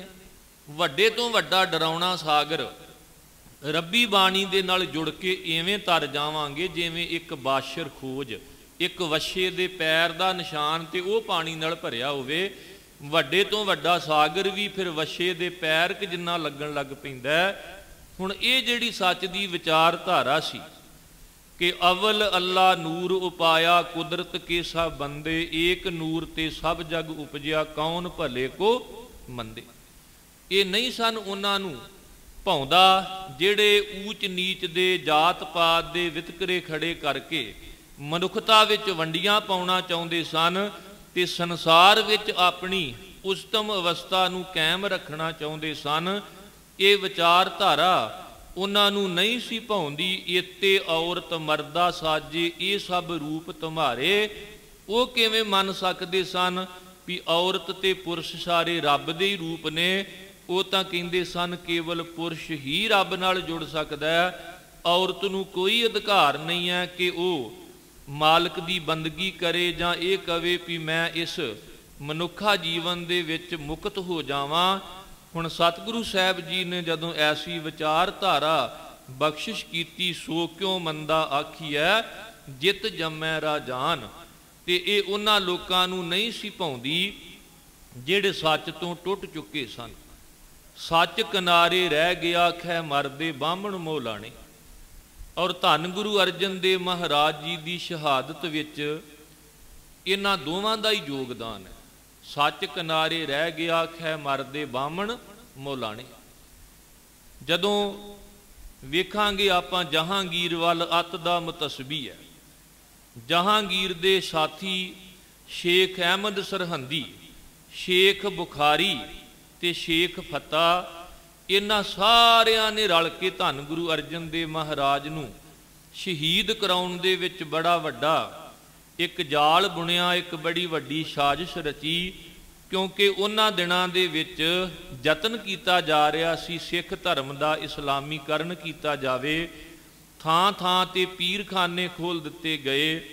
ਲੋਕਾਂ ਨੂੰ ਐਸਾ ਭਰਮ ਭੁਲੇਖਾ ਪਾਇਆ ਕਿ ਤੁਸੀਂ ਸਖੀ ਸਰਵਰ ਦੀ ਪੂਜਾ ਕਰੋ, ਸੁਲਤਾਨੀਏ ਦੇ ਨਾਲ ਜੁੜੋ, ਨਗਾਈਏ ਪੀਰ ਦੇ ਜਾਓ। ਵੱਡੇ ਵੱਡੇ ਚੌਧਰੀ, ਵੱਡੇ ਵੱਡੇ ਆਗੂ ਜਿਹੜੇ ਸਨ ਉਹ ਜਥੇ ਬਣਾ ਕੇ ਜਦੋਂ ਨਗਾਈਏ ਪੀਰ ਦੇ ਜਾਂ ਸਖੀ ਸਰਵਰ ਦੀ ਪੂਜਾ ਕਰਨ ਵਾਸਤੇ ਜਾਂਦੇ ਸਨ, ਤੇ ਧੰਨ ਗੁਰੂ ਅਰਜਨ ਦੇਵ ਮਹਾਰਾਜ ਜੀ ਨੇ ਉਸ ਵੇਲੇ ਸ਼੍ਰੀ ਗੋਇੰਦਵਾਲ ਸਾਹਿਬ ਤੋਂ ਬਾਅਦ ਸ਼੍ਰੀ ਅੰਮ੍ਰਿਤਸਰ ਸਾਹਿਬ ਵਿਖੇ ਸ਼੍ਰੀ ਹਰਿਮੰਦਰ ਸਾਹਿਬ ਦੇ ਅੰਦਰ ਧੰਨ ਗੁਰੂ ਗ੍ਰੰਥ ਸਾਹਿਬ ਮਹਾਰਾਜ ਜੀ ਦਾ ਪ੍ਰਕਾਸ਼ ਕੀਤਾ, ਤੇ ਨਾਲ ਤਰਨਤਾਰਨ ਸਾਹਿਬ ਵਰਗਾ ਗੁਰਮਨ ਦਾ ਪ੍ਰਚਾਰਕ ਸੈਂਟਰ ਸਥਾਪਿਤ ਕਰਕੇ ਬੜਾ ਵੱਡਾ ਇੱਕ ਇਨਕਲਾਬ ਲਿਆਂਦਾ। ਭਾਵੇਂ ਜਹਾਂਗੀਰ ਵੱਲੋਂ ਜਾਂ ਜਹਾਂਗੀਰ ਦੀ ਜਿਹੜੀ ਸਹਿਯੋਗੀ ਉਹਦੇ ਜਿੰਨੇ ਸਨ, ਉਹਨਾਂ ਵੱਲੋਂ ਇੱਕ ਸ਼ੇਖ ਫਤਿਹ ਦਾ ਉੱਥੇ ਅਸਥਾਨ ਕਾਇਮ ਕੀਤਾ ਗਿਆ, ਤਾਂ ਕਿ ਸਮੇਂ-ਸਮੇਂ ਉਹ ਮੁਖਬਰੀ ਕਰਕੇ ਗੁਰੂ ਅਰਜਨ ਦੇਵ ਮਹਾਰਾਜ ਦੀਆਂ ਸਰਗਰਮੀਆਂ ਦੀ ਰਿਪੋਰਟ ਸਰਕਾਰੇ ਦਰਬਾਰੇ ਪਹੁੰਚਾਵੇ, ਤੇ ਭਾਰਤ ਦੇ ਲੋਕਾਂ ਨੂੰ ਇਹ ਭੁਲੇਖਾ ਪਾਉਣ ਵਾਸਤੇ ਕਿ ਸ਼ੇਖ ਫਤਿਹ ਇੱਕ ਬਹੁਤ ਵੱਡਾ ਪੀਰ ਹੈ, ਜਿਹੜਾ ਉਹਦੇ ਦਰ ਤੇ ਖੀਰ ਲੈ ਕੇ ਦੁੱਧ ਲੈ ਕੇ ਜਾਵੇਗਾ, ਉਹਦੇ ਘਰ ਲਵੇਰਾ ਆਉਣਾ ਹੈ। ਪਰ ਧੰਨ ਗੁਰੂ ਗ੍ਰੰਥ ਸਾਹਿਬ ਮਹਾਰਾਜ ਜੀ ਦੀ ਬਾਣੀ ਜਿਹਦੇ ਵਿੱਚ ਇਹ ਜ਼ਿਕਰ ਹੈ ਕਿ ਭਗਤ ਧੰਨਾ ਜੀ ਨੇ ਜੇ ਲਵੇਰਾ ਮੰਗਿਆ ਤੇ ਉਹ ਮਾਲਕ ਤੋਂ ਮੰਗਿਆ, ਗਊ ਭੈਂਸ ਮੰਗੋ ਲਵੇਰੀ ਇੱਕ ਤਾਜਨ ਤੁਰੀ ਚੰਗੇਰੀ। ਜਦੋਂ ਇਸ ਤਰ੍ਹਾਂ ਦਾ ਮਾਹੌਲ ਸਿਰਜਿਆ ਜਾ ਰਿਹਾ ਸੀ ਤੇ ਗੁਰੂ ਅਰਜਨ ਦੇਵ ਮਹਾਰਾਜ ਜੀ ਦੇ ਪ੍ਰਚਾਰ ਸਦਕਾ ਦੁਆਬੇ ਵਿੱਚੋਂ ਭਾਈ ਮੰਝ, ਜਿਨ੍ਹਾਂ ਨੂੰ ਸਤਿਗੁਰਾਂ ਨੇ ਕੇਵਲ ਇੰਨਾ ਬਚਨ ਕਿਹਾ ਸੀ, ਭਾਈ ਮੰਝ ਸਿੱਖੀ ਤੇ ਸਿੱਖੀ ਨਹੀਂ ਟਿਕਦੀ, ਵੀ ਜੇ ਤੈਨੂੰ ਇਹ ਪਤਾ ਹੈ ਵੀ ਤੇਰੇ ਗੁਰੂ ਤੋਂ ਕੋਈ ਵੱਡਾ ਹੈ ਤੇ ਕੋਈ ਰੋਕ ਨਹੀਂ, ਤੂੰ ਗੁਰੂ ਨੂੰ ਛੱਡ ਕੇ ਉਧਰ ਚਲਿਆ ਜਾ। ਪਰ ਆ ਜਿਹੜਾ ਦੋ ਬੇੜੀਆਂ ਵਿੱਚ ਪੈਰ ਰੱਖਣਾ ਹੈ ਨਾ, ਵੀ ਤੂੰ ਗੁਰੂ ਕੋਲ ਵੀ ਆਵੇਂ ਤੇ ਸਖੀ ਸਰਵਰ ਦੀ ਵੀ ਪੂਜਾ ਕਰੇ, ਇਹ ਤਾਂ ਬੰਦੇ ਨੂੰ ਅੱਧ ਵਿਚਕਾਰੇ ਡੋਬ ਲੈਂਦਾ। ਅੱਜ ਵੀ ਜੇ ਕਿਸੇ ਨੂੰ ਇਹ ਪਤਾ ਹੋਵੇ ਵੀ ਮੇਰੇ ਗੁਰੂ ਤੋਂ ਕੋਈ ਵੱਡੀ ਥਾਂ ਹੈ ਤੇ ਉਹਨੂੰ ਉਧਰ ਚਲੇ ਜਾਣਾ ਚਾਹੀਦਾ, ਦੁਬਦਾ ਵਿੱਚ ਨਹੀਂ ਪੈਣਾ ਚਾਹੀਦਾ ਕਿ ਉਹ ਗੁਰੂ ਗ੍ਰੰਥ ਸਾਹਿਬ ਦਾ ਸਿੱਖ ਵੀ ਹੋਵੇ ਤੇ ਗੁਰੂ ਗ੍ਰੰਥ ਸਾਹਿਬ ਦੀ ਵਿਚਾਰਧਾਰਾ ਤੋਂ ਉਲਟ ਉਹਨਾਂ ਥਾਵਾਂ ਤੇ ਵੀ ਜਾਵੇ ਜਿੱਥੇ ਸਤਿਗੁਰੂ ਜੀ ਨੇ ਸਾਨੂੰ ਰੋਕਿਆ ਹੋਵੇ। ਭਾਈ ਮੰਝ ਜੀ ਨੂੰ ਜਦੋਂ ਇਹ ਕਿਹਾ ਤੇ ਭਾਈ ਮੰਝ ਜੀ ਨੇ ਆਪਣੇ ਹੱਥੀਂ ਕਈ ਪਕੜ ਕੇ ਘਰ ਵਿੱਚੋਂ ਸਖੀ ਸਰਵਰ ਦੀ ਜਗ੍ਹਾ ਨੂੰ ਢਾਇਆ, ਤੇ ਗੁਰੂ ਅਰਜਨ ਦੇਵ ਮਹਾਰਾਜ ਜੀ ਨੇ ਸਿੱਖੀ ਦੇ ਪ੍ਰਚਾਰ ਵਾਸਤੇ, ਗੁਰੂ ਕੇ ਲੰਗਰਾਂ ਦੀ ਸੇਵਾ ਵਾਸਤੇ, ਗੁਰੂ ਨਾਨਕ ਸਾਹਿਬ ਦੇ ਸਿਧਾਂਤਾਂ ਨੂੰ ਸੰਸਾਰ ਵਿੱਚ ਲਾਗੂ ਕਰਵਾਉਣ ਵਾਸਤੇ ਜਦੋਂ ਐਸੇ ਗੁਰਸਿੱਖਾਂ ਨੂੰ ਅੱਗੇ ਕੀਤਾ, ਤੇ ਸੱਚਮੁੱਚ ਭਾਈ ਮੰਝ ਜੀ ਦਾ ਜੀਵਨ ਇੱਕ ਬੋਹਿਤ ਦੀ ਤਰ੍ਹਾਂ, ਜਹਾਜ਼ ਦੀ ਤਰ੍ਹਾਂ ਸੀ। ਜਿਵੇਂ ਜਹਾਜ਼ ਪਾਰ ਕਰ ਦਿੰਦਾ ਤੇ ਜਿਹੜੇ ਸਿੱਖ ਭਾਈ ਮੰਝ ਜੀ ਵਾਂਗ ਇੱਕ ਪਾਸੇ ਲੱਗ ਜਾਣਗੇ, ਧੰਨ ਗੁਰੂ ਅਰਜਨ ਦੇਵ ਮਹਾਰਾਜ ਜੀ ਦਾ ਬਚਨ ਸੀ ਉਹਨਾਂ ਦਾ ਇਸ ਜਗਤ ਤੋਂ ਭਵਜਲ ਤੋਂ ਨਿਸਤਾਰਾ ਹੋਵੇਗਾ, ਪਾਰ ਉਤਾਰਾ ਹੋਵੇਗਾ, ਉਹ ਪਰਮਾਰਥ ਦੇ ਰਸਤੇ ਨੂੰ ਪ੍ਰਾਪਤ ਕਰ ਲੈਣਗੇ। ਝਬਾਲ ਦਾ ਰਹਿਣ ਵਾਲਾ ਚੌਧਰੀ ਲੰਗਾ ਸਰਕਾਰੀ ਚੌਧਰ ਛੱਡ ਕੇ, ਸਖੀ ਸਰਵਰ ਦੀ ਪੂਜਾ ਛੱਡ ਕੇ ਗੁਰੂ ਅਰਜਨ ਦੇਵ ਮਹਾਰਾਜ ਜੀ ਦਾ ਸ਼ਰਧਾਲੂ ਬਣਿਆ। ਇੰਨੀ ਸ਼ਰਧਾ ਕਿ ਜਿਹੜਾ ਬੜੇ ਸ਼ਾਹੀ ਠਾਠ ਬਾਠ ਨਾਲ ਰਹਿੰਦਾ ਸੀ, ਸਰਕਾਰੀ ਚੌਧਰੀ ਸੀ, ਉਸ ਵੇਲੇ ਸਰਕਾਰੀ ਚੌਧਰਿਆਂ ਦਾ ਬੜਾ ਟੌਰ ਸੀ, ਬੜੀ ਇਹਨਾਂ ਦੀ ਤਾਕਤ ਸੀ। ਅਸੀਂ ਇਤਿਹਾਸ ਵਿੱਚ ਪੜ੍ਹਦੇ ਹਾਂ ਵੀ ਜਿਨ੍ਹਾਂ ਦੇ ਕੋਲ ਚੌਧਰਤਾ ਸੀ ਉਹ ਸਾਹਿਬ ਰਾਏ ਵਰਗੇ, ਜਸਪਤ ਰਾਏ ਵਰਗੇ, ਲਖਪਤ ਰਾਏ ਵਰਗੇ, ਜਾਂ ਭਗਵਾਨ ਦਾਸ ਘੇਰੜ ਵਰਗੇ, ਚੰਦੂ ਵਰਗੇ, ਉਹਨਾਂ ਦਾ ਹੁਕਮ ਇਵੇਂ ਚੱਲਦਾ ਸੀ ਜਿਵੇਂ ਉਸ ਵੇਲੇ ਦੀ ਹਕੂਮਤ ਦਾ ਹੁਕਮ ਹੋਵੇ। ਪਰ ਜਦੋਂ ਸਮਝ ਆਈ ਤੇ ਚੌਧਰੀ ਲੰਗਾ ਨੇ ਸਰਕਾਰੀ ਚੌਧਰਤਾ ਛੱਡੀ, ਸਖੀ ਸਰਵਰ ਦੀ ਪੂਜਾ ਛੱਡੀ ਤੇ ਝਬਾਲ ਤੋਂ ਆਪਣੇ ਸਿਰ ਤੇ ਦਹੀਂ ਦੀ ਮਟਕੀ ਚੁੱਕ ਕੇ ਸ੍ਰੀ ਦਰਬਾਰ ਸਾਹਿਬ ਤਰਨਤਾਰਨ ਸਾਹਿਬ ਵਿਖੇ ਪਹੁੰਚਦਾ। ਜੇ ਪਤਾ ਲੱਗਦਾ ਗੁਰੂ ਅਰਜਨ ਦੇਵ ਜੀ ਗੋਇੰਦਵਾਲ ਸਾਹਿਬ ਨੇ, ਫਿਰ ਉੱਥੇ ਜਾਂਦਾ। ਜੇ ਪਤਾ ਲੱਗਦਾ ਗੁਰੂ ਸਾਹਿਬ ਜੀ ਅੰਮ੍ਰਿਤਸਰ ਚਲੇ ਗਏ ਨੇ, ਤੇ ਇੰਨੀ ਸ਼ਰਧਾ ਸੀ ਕਿ ਨੇਮ ਦੇ ਨਾਲ ਫਿਰ ਅੰਮ੍ਰਿਤਸਰ ਸਾਹਿਬ ਦੀ ਧਰਤੀ ਤੇ ਪੁੱਜ ਕੇ ਸਤਿਗੁਰੂ ਜੀ ਦੀ ਸੇਵਾ ਵਿੱਚ ਹਾਜ਼ਰ ਹੋਇਆ ਕਰਦਾ ਸੀ। ਇਹ ਉਹੀ ਚੌਧਰੀ ਲੰਗਾ ਜਿਹੜਾ ਜਦੋਂ ਗੁਰੂ ਅਰਜਨ ਦੇਵ ਮਹਾਰਾਜ ਜੀ ਲਾਹੌਰ ਦੀ ਧਰਤੀ ਵੱਲ ਤੁਰਨ ਲੱਗੇ ਸਨ, ਤੇ ਜਿਹੜੇ 5 ਸਿੱਖ ਸਤਿਗੁਰਾਂ ਦੇ ਨਾਲ ਗਏ ਸਨ, ਭਾਈ ਬਿਧੀ ਚੰਦ ਜੀ, ਭਾਈ ਪਰਾਣਾ ਜੀ, ਭਾਈ ਜੇਠਾ ਜੀ, ਭਾਈ ਪੈੜਾ ਜੀ, ਤੇ 5ਵੇਂ ਸਿੱਖ ਸਨ ਭਾਈ ਲੰਗਾ ਜੀ। ਇੰਨੀ ਕਿਰਪਾ ਹੋਈ ਗੁਰੂ ਅਰਜਨ ਦੇਵ ਮਹਾਰਾਜ ਦੀ। ਔਰ ਉਸ ਤੋਂ ਬਾਅਦ ਗੁਰੂ ਹਰਗੋਬਿੰਦ ਸਾਹਿਬ ਮਹਾਰਾਜ ਦੀਆਂ ਫੌਜਾਂ ਦੇ ਪ੍ਰਮੁੱਖ ਜਰਨੈਲ ਰਹੇ ਨੇ ਭਾਈ ਲੰਗਾ। ਜਦੋਂ ਸਤਿਗੁਰੂ ਜੀ ਦਾ ਇਨਕਲਾਬੀ ਪ੍ਰਚਾਰ ਮਾਲਵੇ ਦੀ ਧਰਤੀ ਦੇ ਰਹਿਣ ਵਾਲੇ ਭਾਈ ਬਹਿਲੋ ਨੇ ਸੁਣਿਆ, ਤੇ ਉਹ ਵੀ ਸਖੀ ਸਰਵਰ ਦੀ ਪੂਜਾ ਛੱਡ ਕੇ ਗੁਰੂ ਨਾਨਕ ਸਾਹਿਬ ਦੇ ਘਰ ਦਾ ਸ਼ਰਧਾਲੂ ਬਣਿਆ। ਤੇ ਸਤਿਗੁਰੂ ਸਾਹਿਬ ਜੀ ਨੇ ਅਸੀਸਾਂ ਦੇ ਕੇ ਨਵਾਜਿਆ ਸੀ, ਭਾਈ ਬਹਿਲੋ ਸਭ ਤੋਂ ਪਹਿਲੋਂ। ਹੁਣ ਇਹ ਸਾਰਾ ਕੁਝ ਉਹਨਾਂ ਨੂੰ ਨਹੀਂ ਸੀ ਚੰਗਾ ਲੱਗਦਾ, ਜਿਹੜੇ ਸਿੱਖ ਧਰਮ ਦਾ ਇਸਲਾਮੀਕਰਨ ਕਰਕੇ ਸਿੱਖ ਧਰਮ ਨੂੰ ਆਪਣੇ ਵਿੱਚ ਜਜ਼ਬ ਕਰਨਾ ਚਾਹੁੰਦੇ ਸਨ। ਕਿਉਂਕਿ ਸਮੇਂ-ਸਮੇਂ ਹਕੂਮਤਾਂ ਵੱਲੋਂ ਇਹ ਯਤਨ ਕੀਤਾ ਜਾਂਦਾ ਹੈ ਕਿ ਕਦੇ ਸਿੱਖਾਂ ਨੂੰ ਮਾਨੋ ਉਹਨਾਂ ਦਾ ਹਿੰਦੂਕਰਨ ਕਰਕੇ, ਕਦੇ ਈਸਾਈਕਰਨ ਕਰਕੇ, ਕਦੇ ਇਸਲਾਮੀਕਰਨ ਕਰਕੇ ਯਤਨ ਹੁੰਦੇ ਰਹੇ ਨੇ ਕਿ ਜਿਹੜੇ ਸਿੱਖ ਨੇ ਇਹਨਾਂ ਨੂੰ ਅਸੀਂ ਆਪਣੇ ਵਿੱਚ ਜਜ਼ਬ ਕਰ ਲਈਏ। ਪਰ ਗੁਰੂ ਨਾਨਕ ਸਾਹਿਬ ਨੇ ਸਿੱਖ ਨੂੰ ਇੰਨਾ ਨਿਆਰਾਪਨ ਦੇ ਦਿੱਤਾ ਕਿ ਪਹਿਲੇ ਜਾਮੇ ਦੇ ਵਿੱਚ ਹੀ ਸਤਿਗੁਰੂ ਜੀ ਨੇ ਜਿੱਥੇ ਜਨੇਊ ਪਾਉਣ ਤੋਂ ਇਨਕਾਰ ਕੀਤਾ, ਉੱਥੇ ਬੇਦੀ ਨਾਲ ਵਿਆਹ ਕਰਾਉਣ ਤੋਂ ਇਨਕਾਰ ਕਰਕੇ ਕਿਹਾ ਸੀ ਅਸੀਂ ਤਾਂ ਮੂਲ ਮੰਤਰ ਨਾਲ ਗੁਰਬਾਣੀ ਦੀਆਂ ਪਰਿਕਰਮਾ ਕਰਕੇ ਵਿਆਹ ਕਾਰਜ ਸੰਪੰਨ ਕਰਾਂਗੇ। ਉਦੋਂ ਵੀ ਬਟਾਲੇ ਦੀ ਕੰਧ ਆਈ ਸੀ ਵੀ ਸਤਿਗੁਰੂ ਗੁਰੂ ਨਾਨਕ ਸਾਹਿਬ ਜੀ ਦੇ ਘਰ ਦਾ ਸੱਚ ਕੰਧ ਦੇ ਥੱਲੇ ਦਫਨ ਕੀਤਾ ਜਾਵੇ। ਤੇ ਇਹ ਬਟਾਲੇ ਦੀ ਕੰਧ ਤੋਂ ਸ਼ੁਰੂ ਹੋ ਕੇ ਸਰਹੰਦ ਦੀ ਕੰਧ ਤੱਕ ਸਫ਼ਰ ਪਹੁੰਚਦਾ ਤਾਂ ਕਿ ਸਾਨੂੰ ਇਸ ਗੱਲ ਦੀ ਸਮਝ ਆ ਸਕੇ ਕਿ ਗੁਰੂ ਅਰਜਨ ਦੇਵ ਮਹਾਰਾਜ ਜੀ ਦੀ ਸ਼ਹਾਦਤ ਕਿਉਂ ਹੋਈ, ਕਿਉਂ ਵਿਰੋਧੀ ਸੀ ਸਿਕੰਦਰ ਲੋਧੀ ਭਗਤ ਕਬੀਰ ਸਾਹਿਬ ਦਾ, ਕਿਉਂ ਮੁਹੰਮਦ ਤੁਗਲਕ ਨੇ ਵਿਰੋਧਤਾ ਕੀਤੀ ਭਗਤ ਨਾਮਦੇਵ ਜੀ ਦੀ, ਕਿਉਂ ਇੰਨੇ ਵਿਖੜੇ ਸਮੇਂ ਇੰਨਾ ਵਿਖੜਾ ਪੈਂਡਾ ਸਿੱਖੀ ਨੂੰ ਤੈਅ ਕਰਨਾ ਪਿਆ। ਇਹਦਾ ਕਾਰਨ ਇੱਕੋ ਹੀ ਹੈ ਕਿ ਗੁਰੂ ਨਾਨਕ ਸਾਹਿਬ ਦਾ ਸੱਚ, ਗੁਰੂ ਨਾਨਕ ਸਾਹਿਬ ਦੇ ਘਰ ਦੀ ਸੱਚ ਦੀ ਵਿਚਾਰਧਾਰਾ ਸੱਚ ਨਾਲੋਂ ਜਿਹੜੇ ਟੁੱਟ ਚੁੱਕੇ ਸਨ ਉਹਨਾਂ ਨੂੰ ਚੰਗੀ ਨਹੀਂ ਸੀ ਲੱਗਦੀ। ਉਹ ਭਾਵੇਂ ਘਰ ਵਿੱਚ ਸਕਾ ਭਰਾ ਬਾਬਾ ਪ੍ਰਿਥੀ ਚੰਦ ਕਿਉਂ ਨਹੀਂ ਸੀ, ਉਹਨੇ ਯਤਨ ਕੀਤੇ ਕਿ ਧੰਨ ਗੁਰੂ ਰਾਮਦਾਸ ਮਹਾਰਾਜ 1581 ਦੇ ਵਿੱਚ ਜਦੋਂ ਗੁਰੂ ਅਰਜਨ ਦੇਵ ਮਹਾਰਾਜ ਜੀ ਨੂੰ ਗੁਰਤਾ ਗੱਦੀ ਬਖਸ਼ਿਸ਼ ਕਰਨਾ ਚਾਹੁੰਦੇ ਸਨ, ਗੁਰੂ ਰਾਮਦਾਸ ਮਹਾਰਾਜ ਜੀ ਦਾ ਤਾਂ ਇਹ ਸਿਧਾਂਤ ਸੀ, ਰਾਮਦਾਸ ਗੁਰੂ ਜਗ ਤਾਰਨ ਕਉ ਗੁਰ ਜੋਤ ਅਰਜੁਨ ਮਾਹੇ ਧਰੀ, ਫਿਰ ਆਈ ਘਰ ਅਰਜਣੇ ਪੁੱਤ ਸੰਸਾਰੀ ਗੁਰੂ ਕਹਾਵੈ, ਘਰ ਹੀ ਕੀ ਵਤ ਘਰੇ ਰਹਾਵੈ। ਪਰ ਬਾਬੇ ਪ੍ਰਿਥੀ ਚੰਦ ਨੇ ਜਿਹੜਾ ਸੱਚ ਤੋਂ ਟੁੱਟ ਚੁੱਕਾ ਸੀ, ਉਹਨੇ ਦਾਅਵਾ ਕੀਤਾ, ਕਹਿਣ ਲੱਗਾ ਮੈਂ ਘਰ ਵਿੱਚ ਵੱਡਾ ਹਾਂ, ਵੱਡੇ ਹੋਣ ਦੇ ਨਾਤੇ ਇਹ ਗੁਰਤਾ ਗੱਦੀ ਮੈਨੂੰ ਮਿਲਣੀ ਚਾਹੀਦੀ ਹੈ। ਉਹਨੇ ਜਹਾਂਗੀਰ ਤੱਕ ਪਹੁੰਚ ਕੀਤੀ, ਚੰਦੂ ਤੱਕ ਪਹੁੰਚ ਕੀਤੀ, ਸੁਲਹੀ ਖਾਂ ਸੁਲਭੀ ਖਾਂ ਤੱਕ ਪਹੁੰਚ ਕੀਤੀ। ਇਸੇ ਲਈ ਗੁਰੂ ਅਰਜਨ ਦੇਵ ਮਹਾਰਾਜ ਨੇ ਬਚਨ ਕਹੇ, ਬਿਨ ਸਾਚੇ ਅਨ ਟੇਕ ਹੈ ਸੋ ਜਾਣੋ ਕਾਚਾ। ਜਿਨ੍ਹਾਂ ਦੀ ਸੱਚ ਤੋਂ ਬਿਨਾਂ ਕਿਸੇ ਹੋਰ ਤੇ ਟੇਕ ਹੈ ਉਹ ਕੱਚੇ ਨੇ, ਤੇ ਸੱਚੇ ਕੌਣ ਨੇ? ਜਿਨ੍ਹਾਂ ਦੇ ਅੰਦਰ ਸੱਚ ਵਸਦਾ ਹੈ। ਦਿਲੋਂ ਮੁਹੱਬਤ ਜਿਨ ਸੇਈ ਸੱਚਿਆ, ਜਿਨ ਮਨ ਹੋਰ ਮੁਖ ਹੋਰ ਸੇ ਕਾਂਡੇ ਕੱਚਿਆ। ਜਿਹੜੇ ਮੁਖ ਤੋਂ ਤਾਂ ਵਾਹਿਗੁਰੂ ਵਾਹਿਗੁਰੂ ਉਚਾਰਨ ਕਰਨ, ਪਰ ਹਿਰਦੇ ਵਿੱਚ ਕੁਝ ਹੋਰ ਚੱਲ ਰਿਹਾ ਹੋਵੇ, ਵੀ ਫਲਾਣੀ ਜਗ੍ਹਾ ਤੇ ਜਾ ਆਈਏ, ਕਿਤਿਓਂ ਧਾਗਾ ਲੈ ਆਈਏ, ਕਿਤੇ ਚੌਂਕੀ ਭਰ ਆਈਏ।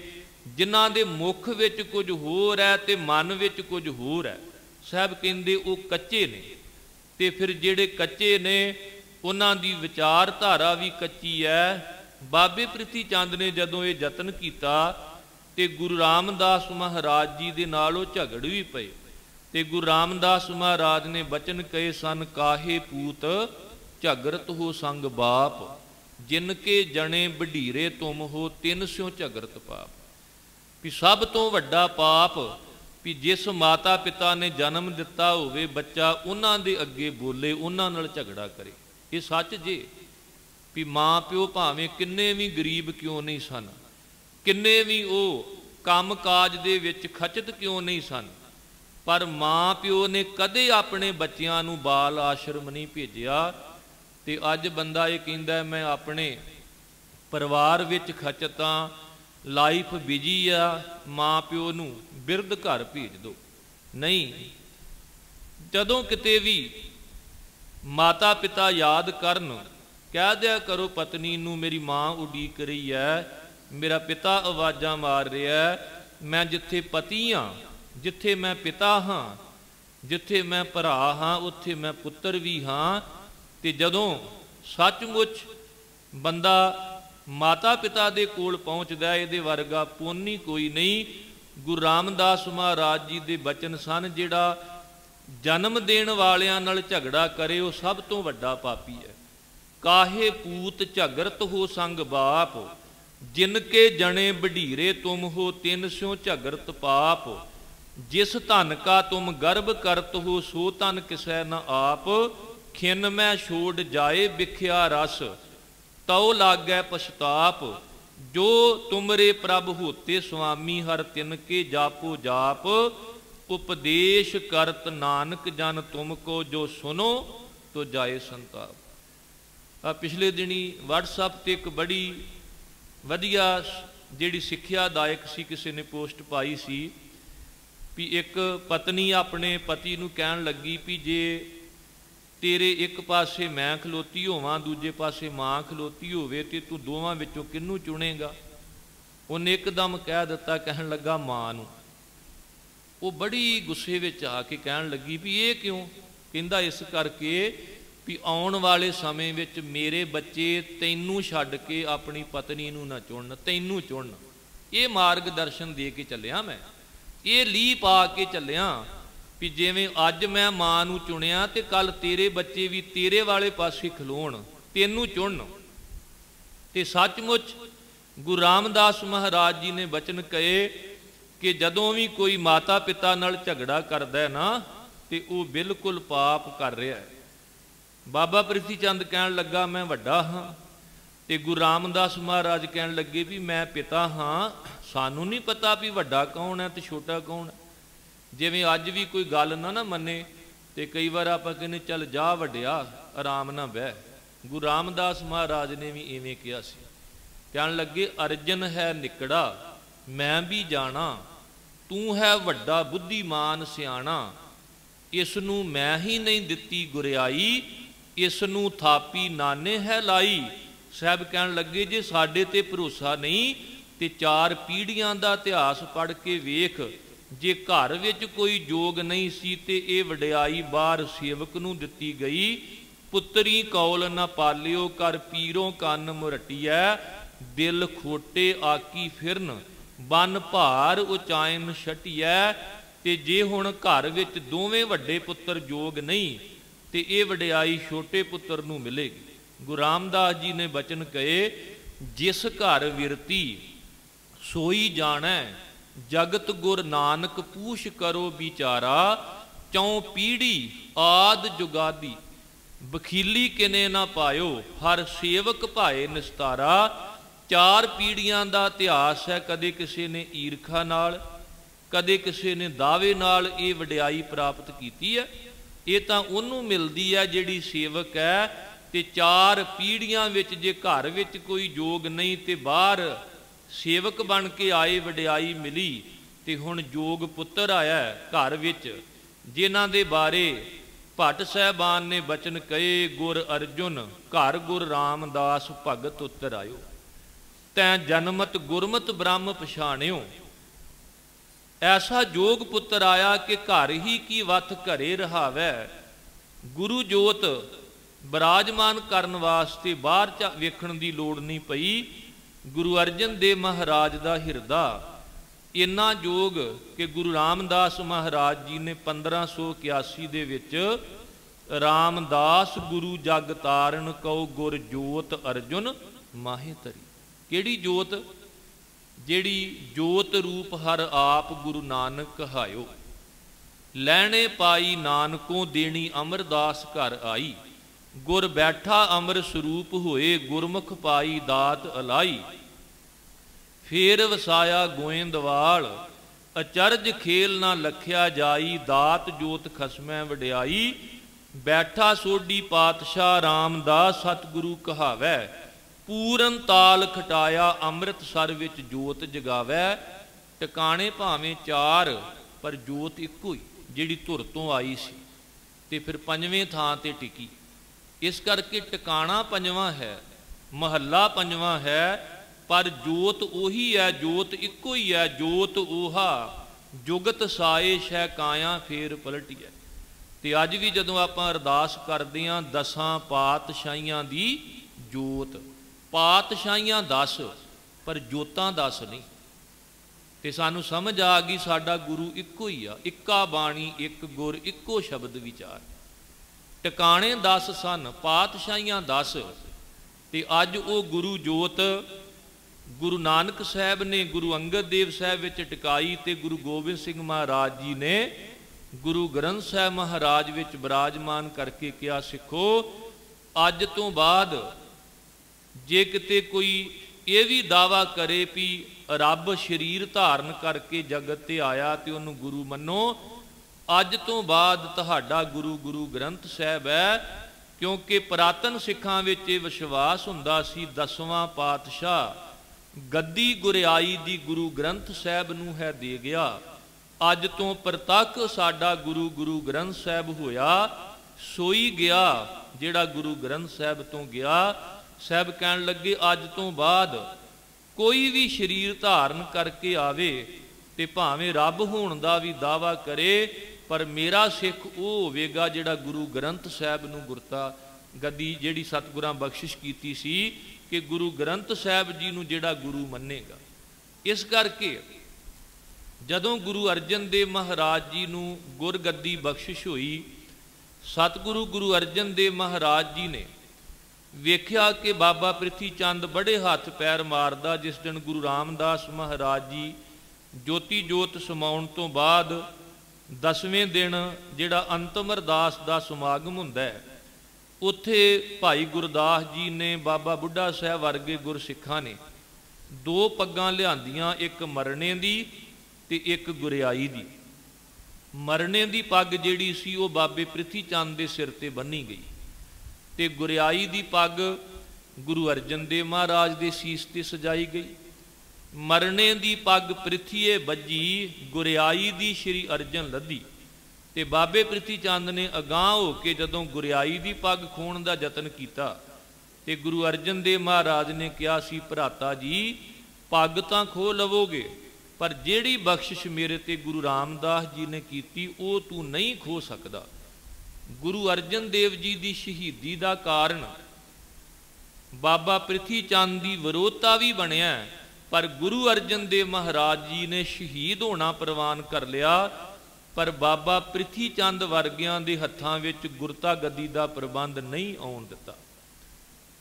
ਇੱਕ ਕਾਰਨ ਕਿ ਉਸ ਵੇਲੇ ਚੰਦੂ ਦੀਵਾਨ ਇੱਕ ਪਾਸੇ ਤੇ ਚਾਹੁੰਦਾ ਸੀ कि गुरु अर्जन देव महाराज जी दे होनहार सुपुत्र बालक हरगोबिंद जी नाल मेरी लड़की का रिश्ता तय हो जाए, क्योंकि बड़े सुंदर स्वरूप, बड़े सोहने डील डौल वाले, 5 प्याले 5 पीर, 6ठम पीर बैठा गुर भारी, अर्जन काया पलट कै मूरत हरगोबिंद सवारी, चली पीढ़ी सोढ़ियां रूप दिखावन वारो वारी, दल भंजन गुर सूरमा वड जोधा बो पारोपकारी, 6 फुट तो लम्मा कद सी गुरु हरगोबिंद साहिब दा, बावां गोडियां तो लम्मियां, छाती चौड़ी, 4 मन पक्का भार ते 2 घोड़ियां ते सवारी करते सन गुरु हरगोबिंद साहिब। एक घोड़े ते सवार हुंदे ते दूजा घोड़ा नाल खाली चलदा सी। पैंदे खां वर्गा जिहड़ा घोड़े दे हेठ बैठ के घोड़े नूं असवार समेत ही पटका के थल्ले सुट्टण विच बड़ा कामयाब सी। जदों वो गुरु हरगोबिंद साहिब जी दे घोड़े हेठ बैठा ते उन्हें यतन कीता सी, पर सतगुरु भारी गुरु सन, वो कामयाब ना हो सकिया। ते सतगुरां क्या पैंदे खां वार कर, ते ये भी दस्या वार इंज नहीं इंज करीदा। ते जदों हर वार निफल चलिया गया, फिर गुरु हरगोबिंद साहिब जी ने वार किया, जिहदे नाल मूर्छत हो के थल्ले डिग्या ते आवाज़ आई हाय अम्मा। ते गुरु हरगोबिंद साहिब महाराज ने बचन कहे सन, हुण हाय अम्मा नहीं, हुण हाय अल्लाह कह। ते पैंदे खां ने कहा सी, जिहदे सामने साक्षात अल्लाह बैठा होवे उन्हूं हाय अल्लाह कहण दी लोड़ नहीं, तेरी तलवार ही मेरा कलमा है, बस हुण कलमा उचारण करन दी भी लोड़ नहीं है। ऐसी शख्सियत सी गुरु हरगोबिंद साहिब जी। चाहुंदा सी चंदू के मेरी लड़की का रिश्ता तय हो जावे। जदों सगन तोर लगा सिखां नूं सद्दिया, रज के बेइज्जती कीती सिखां दी, गुरु घर नूं बड़ा निंदिया, नीवां दस्सिया, कहण लगा मैं जहांगीर दा ऐलकार चंदू दीवान। हुण सतगुरु जी इसे गल तो हैरान सन भी एक पासे तां ओह हमलावर बन के तुहानूं लुट रहे ने, तुहाडे उपर आके काबज ने, ते दूजे पासे तुसीं गुरु घर दा साथ देण दी बजाए उन्हां दा साथ दे रहे हो। अभाखिया का कुठा बकरा खाना, चौके उपर किसै न जाना, नील वस्त्र पैर होवै परवान, खत्रियां तां धर्म छोड़िया, मलेश भाखिया गही, सृष्ट सब एक वर्ण होई, धर्म की गत रही, गऊ ब्राह्मण कौ कर लावो, गोबर तर ना जाई। आ हाल सी। चंदू जहांगीर ते मान कर रहा भी मैं मुगल हाकम दा ऐलकार हाँ, दीवान हाँ, ते कित्थे मैं ते कित्थे गुरु घर। उन्हें हंकार विच आके ये भी कह दिता भी ये तां चुबारे दी इट जिवें किते कोई मोरी नूं लाउण लगा होवे। अज भी तुसीं वेखो गरीब तो गरीब व्यक्ति होवे ते उहदे घर दा रिश्ता जुड़न लगा होवे ते दूजा परिवार ये कवे भी मैं करोड़ापति ते तुसीं लखां विच भी नहीं, अगला कवेगा भाई तू करोड़ापति नाल ही कर ला। जिहड़े दोवें पासे हाथ जोड़ के कहणगे असीं गरीब हाँ, उत्थे रिश्ते निभदे ने, उत्थे रिश्ते जुड़दे ने। हुण चंदू एडा हंकारी सी, नाले सगन तोरिया, नाले रज के गुरु घर नूं निंदिया, बेइज्जती कीती सिखां दी। ते सिख भी बड़े सियाणे सन। सिखां ने इकट्ठे होकर एक चिट्ठी लिखी, एक तेज रफ्तार चलण वाला प्रबंध किया कि उस ते बैठ के सिख चंदू की लड़की दे सगन तो पहला पहला गुरु घर पहुँचे, हलकारा बन के ते आ चिट्ठी गुरु अर्जन देव महाराज तक पहुँचावे। ते नाले ये बेनती की कि सतगुरु जी तुसीं खुद ये चिट्ठी पढ़ के संगत नूं सुनाउणी है, ते फिर संगत दा तुसीं निर्णय लैना है भी संगत की कहिंदी है। इतिहास ये कहिंदा है भी इस तो पहलां कि चंदू की लड़की का सगन पहुँचदा, ये सिख चिट्ठी लैके पहुँच गया। बाबा बुढ़ा अर गुरदास इत आदक जो सिख थे खास, चिट्ठी सब को गुरु सुनाई, सब ने कहियो न लिहो सगाई। आप चुबारा बणियो पापी, गुर का घर इन मोरी थापी, निंदी जाबिद गुर की गादी चाहिए ना करबे इनके शादी। सारी संगत ने एक सुर हो के कहा भी एहो जे निंदक नाल कोई रिश्ता नहीं रखना चाहिए। हुण कई मूँह विच उंगलां पा के टुकण लगे भी जे चंदू की लड़की का रिश्ता ना लिया तो बालक हरगोबिंद जी नूं रिश्ता कौन करेगा। पर तुसीं हैरान होवोगे, 3 रिश्ते आए गुरु हरगोबिंद साहब वास्ते, माता दमोदरी जी का, माता मरवाई जी का ते माता नानकी जी का। सिखां ने भी दस दिता भी जे गुरु अर्जन देव महाराज ने गुरु नानक साहब के घर के निंदक नाल कोई रिश्ता नहीं जोड़िया, पुत्र का सगन लगना सी, रिश्ता जुड़ना सी। अज भी विआहां समय तुसीं वेखो भी किन्ना कोई परपक्क सिख है।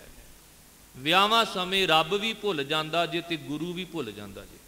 तो इको एक विआह संस्कार है, आनंद संस्कार है जदों आपां गुरु की मत मुताबक कर सकते हाँ। असीं जदों जम्मे सां जन्म संस्कार साडे मुताबक नहीं होया, जदों मरना है पता नहीं अंतिम रीतां किस तरह दीयां होणीआं ने। इको एक आनंद कारज है जदों तुसीं गुरु की खुशी लै सकदे हो। साडे बच्चे बच्चियां कहण असीं नहीं जाना ब्यूटी पार्लर, असीं गुरु ग्रंथ साहब दीयां सीसां लैणीआं ने।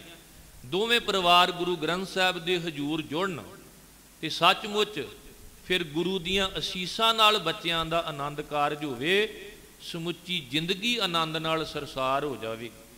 अज आपां गुरु नूं भुल जाने आ, परमात्मा नूं भुल जाने आ, ते फिर जिन्ना आपां दूर जाने आ फिर सतगुरु भी उन्नी दूरी बना लैंदे। सतगुरु ने जदों ये रिश्ता प्रवान ना कीता, चंदू बड़ा कलपिया।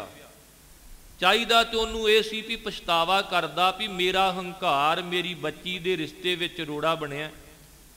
अज भी जेड़े माँ बाप कहण भी तू बच्चीए परवाह ना करी, जे सस पानी मंगे तो गिलास मारी वलेट गए, जे सहुरा कहे भी रोटी पका तो वेलना चकला चला दी, तैनू कोई परवाह नहीं, तेरा प्यो लखां पति है करोड़ां पति है।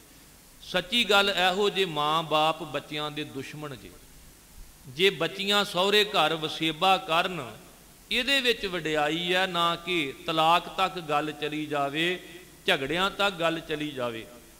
हुण चंदू जिहड़ा सी उहनूं चाहीदा तां इह सी कि वह जहांगीर नूं जाके कहिंदा भी मेरी मूर्खता करके रिश्ता नहीं सिरे चढ़ सकिया। उल्टा जाके गुरु अर्जन देव महाराज जी दे बरखला बहुत बोलिया।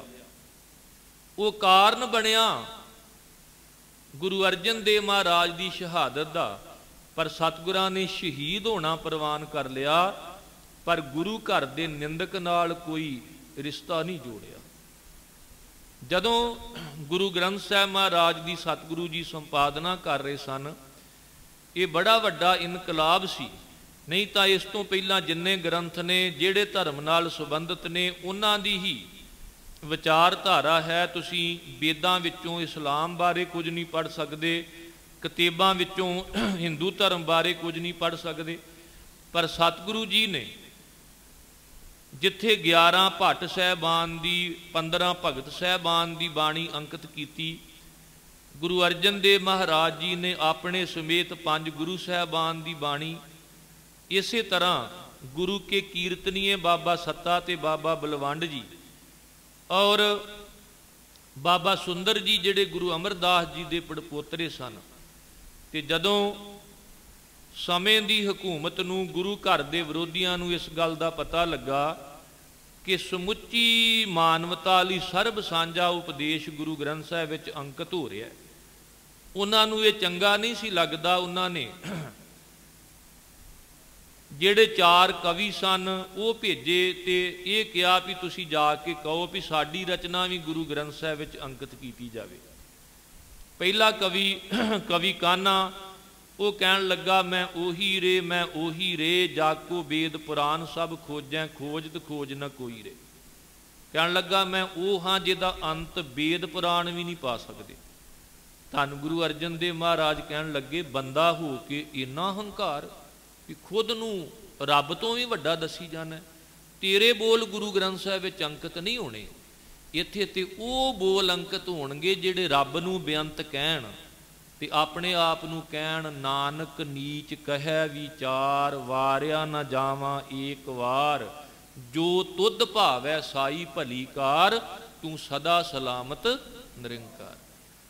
साहब कहते इत्थे तां वो बाणी अंकित कीती जेड़े कहण हम सर दीन दयाल ना तुम सर, अब पतियार क्या कीजै, बचनी तोर मोर मन मानै, जन को पूर्ण दीजै।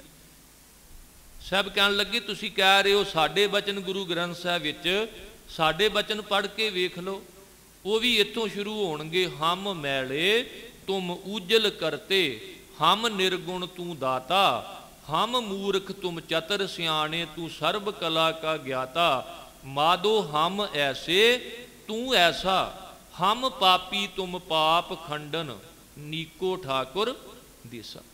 साहब कहते बंदा हो के अपने आप नूं रब नालों खुदा नालों वड्डा समझे तो कहे मैं पूरा हाँ, नहीं। गुरु अर्जन देव महाराज जदों भी मेवड़े सिख तो अरदास कराउंदे ते 4.5 टके भेंट करते सन। ते एक दिन अरदासीए नूं जदों 4.5 टके भेंट कीते ते संगतां पुछ लिया सतगुरु जी ये 5 क्यों नहीं? ते गुरु अर्जन देव महाराज कहन लगे 4 टके 4 पातशाहियां दे ते अद्धा साडा। संगतां कहन लगियां आप भी तां पातशाही हो प्रतख हर हो। ते गुरु अर्जन देव महाराज की निमरता सी भाई 4 पातशाहियां हो चुकियां ने, असीं अजे शरीर विच आं ते जदों तक शरीर विच होईए, जदों तक बेड़ी समुंदर विच होवे, की पता कित्थे की हो जाना है। बंदे नूं कदे अपने आप नूं पूरा नहीं कहना चाहिदा, पूरा मालक नूं कहो ते अपने आप नूं कहो असीं ऊरे आं तू पूरा हाँ, असीं हौरे आं तुसीं गौरे हो। ते जदों इवें मालक दे अगे अरदास करोगे कि हम अवगुण भरे एक गुण नाही, अमृत छाड़ बिखै बिख खाई। अज असीं कहने साडी अरदास पूरी क्यों नहीं हुंदी? साडी अरदास विच निर्माणता नहीं है। असीं ये मनण लई तैयार ही नहीं हाँ कि हम पापी तुम पाप खंडन, नीको ठाकुर देसा। सतगुरां इनकार कर दिता, कहण लगे तेरे हंकार भरे बोल कान्हा जी नहीं गुरु ग्रंथ साहिब विच अंकित होण। दूजा कवि उठिया कवि सज्जू, कहण लगा जो सुख सज्जू दे चबारे, ना बलख ना बखारे। गुरु अर्जन देव महाराज कहण लगे सज्जू तेरा सुख बड़ा होशा है, बड़ा छोटा है, तू चबारे तो बाहर पैर रखें तो दुखी हो जावेगा। पर बाणी विच जिहड़ा सुख है ना वो तो हद्दां तो भी परे है। घर सुख वसिया बाहर सुख पाया, हालत सुख पालत सुख, नित सुख सिमरनो नाम गोबिंद का सदा लीजै। कि तू कही जाना मेरे चबारे तक ही सुख है। सतगुरां ने कहा नहीं, कल नूं तत्ती तवी ते भी बहना पिया, देग विच भी उबलना पिया ते अंदरों आवाज आवेगी दुख नाही सब सुख ही है रे। वो भी बोल अंकित नहीं किए गए। तीजा कवि उठिया, उन्हें एकदम जन्म देण वाली नूं बड़ा भंडिया। कहण लगा कागद संधी पुत्री, तऊ ना तिरिया निहार, इयों ही मार के लै जाएगी ज्यों बलोचन धाड़। कवि पीलू कहण लगा इस्त्री कागज दी भी बनी होवे ते विश्वास ना करो, वो बलोचां दी धाड़ वांग खतरनाक है। सतगुरु गुरु अर्जन देव महाराज कहण लगे पीलू जिस माँ ने तेनू जन्म दिता है, इत्थे तक कि जिस माँ के जन्म देण तो बाद कोई राजा भी बनता है, अज दे मुताबिक जे कोई जज है, इंजीनियर है, असी किसी भी पदवी ते होईए, है आपां एक माँ दी पैदा की हुई संतान। ते साहब कहण लगे तेरे बोल तां गुरु ग्रंथ साहिब विच अंकित नहीं करने, इत्थे ते वो बोल अंकित होणगे जिहड़े आखण सो क्यों मंदा आखीਐ जित जम्मै राजान। चौथा कवि शाह हुसैन खड़ा होया, कहण लगा चुप वे अड़िया, चुप वे अड़िया, बोलण दी नहीं जा वे अड़िया। साहब कहंदे नहीं, जदों तक दुनिया विच रहना है, जब लग दुनिया रही है, नानक के सुनिए किश कहीए। आ जुबान मालक ने तां ही दिती है, तू कही जाना भी चुप ही रहना चाहिए। ये चारे कवि जदों कट्ठे हो के जहांगीर कोल गए तो एक कारण बनया गुरु अर्जन देव महाराज की शहादत का। तो मैं मावां भैणां धीआं नूं बेनती करांगा कि कदे भी गुरु अर्जन देव जी का दर छड्ड के होर किते ना जाओ। गुरु अर्जन देव जी ने शहीद होना प्रवान कर लिया, पर ਜਿਹੜੇ बोल ਤੁਹਾਡਾ ਨਿਰਾਦਰ ਕਰਦੇ ਸਨ ਉਹ ਗੁਰੂ ਗ੍ਰੰਥ ਸਾਹਿਬ ਵਿੱਚ ਅੰਕਿਤ ਨਹੀਂ ਹੋਣ ਦਿੱਤੇ। ਜਿਹੜੇ ਜਾਤੀਵਾਦ ਦੇ ਵਿਰੁੱਧ ਸਨ, ਜਿਹੜੇ ਲਿੰਗ ਭੇਦ ਦੇ ਵਿਰੁੱਧ ਸਨ, ਜਿਹੜੇ ਕਿਸੇ ਇਲਾਕਾਵਾਦ ਜਾਂ ਫਿਰਕਾ ਪ੍ਰਸਤੀ ਦੇ, ਉਹ ਬੋਲ ਗੁਰੂ ਗ੍ਰੰਥ ਸਾਹਿਬ ਵਿੱਚ ਅੰਕਿਤ ਨਹੀਂ ਕਰਵਾਏ। ਇੱਥੇ ਤਾਂ ਉਹ ਬੋਲ ਜਿਹੜੇ ਅਰਦਾਸ ਕਰਨ ਜਗਤ ਜਲੰਦਾ ਰੱਖ ਲੈ ਆਪਣੀ ਕਿਰਪਾ ਧਾਰ। ਜਦੋਂ ਇਹ ਸਾਰੇ ਕਾਰਨ ਬਣੇ, ਇਹ ਛੋਟੇ ਛੋਟੇ ਕਾਰਨ ਨੇ, ਪਰ ਸਭ ਤੋਂ ਵੱਡਾ ਕਾਰਨ ਸੀ ਗੁਰੂ ਨਾਨਕ ਸਾਹਿਬ ਦੇ ਘਰ ਦਾ ਸੱਚ, ਜਿਹੜਾ ਉਹਨਾਂ ਨੂੰ ਨਹੀਂ ਸੀ ਭਾਉਂਦਾ ਤੇ ਸੱਚ ਤੋਂ ਟੁੱਟ ਚੁੱਕਿਆਂ ਨੇ ਪਹਿਲਾਂ ਇਕੱਲਿਆਂ ਫਿਰ ਇਕੱਠੇ ਹੋ ਕੇ ਸਾਜ਼ਿਸ਼ ਰਚੀ ਤੇ ਜਹਾਂਗੀਰ ਨੂੰ ਮਜਬੂਰ ਕੀਤਾ ਤੇ ਜਹਾਂਗੀਰ ਨੇ ਫਿਰ ਜਾਸਾ ਕਾਨੂੰਨ ਦੇ ਅਧੀਨ ਗੁਰੂ ਅਰਜਨ ਦੇਵ ਮਹਾਰਾਜ ਨੂੰ ਸ਼ਹੀਦ ਕਰਨ ਦਾ ਹੁਕਮ ਦਿੱਤਾ। ਹਿੰਦੂ ਖੱਤਰੀ ਚੰਦੂ ਦੇ ਹਵਾਲੇ ਤੇ ਮੁਸਲਮਾਨ ਜਿਹੜਾ ਪੰਜਾਬ ਦਾ ਗਵਰਨਰ ਸੀ ਮੁਰਤਜ਼ਾ ਖਾਂ ਸ਼ੇਖ ਬੁਖਾਰੀ, ਇਹਨਾਂ ਦੋਵਾਂ ਦੇ ਹਵਾਲੇ ਕਰਕੇ ਕਿ ਅੱਗ ਤੇ ਪਾਣੀ ਦੀ ਸਜ਼ਾ ਦੇ ਕੇ ਗੁਰੂ ਅਰਜਨ ਦੇਵ ਮਹਾਰਾਜ ਨੂੰ ਸ਼ਹੀਦ ਕਰਨਾ। ਸਤਿਗੁਰੂ ਜੀ ਅੰਮ੍ਰਿਤਸਰ ਸਾਹਿਬ ਦੀ ਧਰਤੀ ਤੋਂ ਆਪ ਲਾਹੌਰ ਨੂੰ ਤੁਰੇ ਨੇ। ਤੁਰਨ ਲੱਗਿਆਂ ਜੋ ਕੁਝ ਲਾਹੌਰ ਵਾਪਰਨਾ ਸੀ ਸਾਰਾ ਕੁਝ ਸਿੱਖਾਂ ਨਾਲ ਸਾਂਝਾ ਕੀਤਾ। ਗੁਰੂ ਹਰਗੋਬਿੰਦ ਸਾਹਿਬ ਦੀ ਬਾਂਹ ਸੰਗਤ ਨੂੰ ਪਕੜਾ ਕੇ ਬਚਨ ਕਹੇ ਸਨ, ਸਿੱਖਾਂ ਨੂੰ ਕੀਤੀ ਸਪੁਰਦ ਹਰਗੋਬਿੰਦ ਦੀ ਬਾਂਹ ਪਕੜਾਈ। ਭਾਈ ਗੁਰਦਾਸ ਨੂੰ ਬੈਠ ਸਮਝਾਇਆ, ਸਾਡਾ ਲੱਗੇਗਾ ਸੀਸ ਨਿਸ਼ਚਾ ਹੈ ਆਇਆ।